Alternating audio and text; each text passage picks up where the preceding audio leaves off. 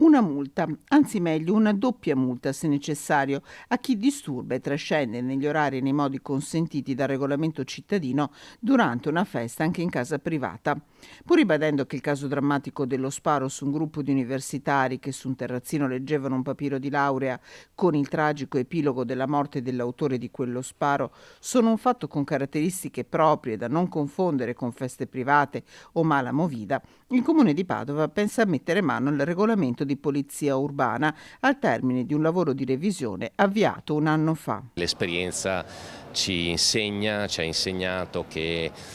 quando magari gli agenti della polizia locale sono chiamati in qualche abitazione perché c'è una festa privata che va oltre gli orari consentiti oppure con una musica un po' troppo alta, gli agenti possono intervenire e fino a oggi danno una sanzione, ma dopo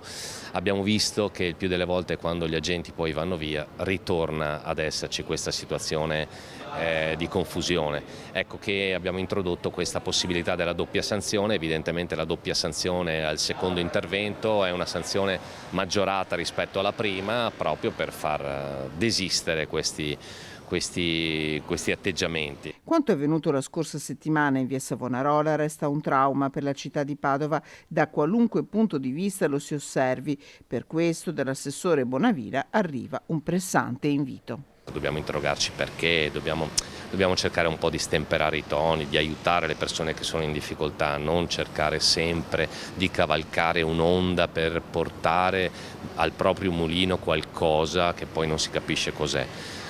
Immagino che possa essere consenso politico, ma insomma cerchiamo di veramente stemperare i toni e cerchiamo di aiutare le persone che sono in difficoltà, che credo sia il compito che tutti noi dobbiamo avere nella nostra comunità.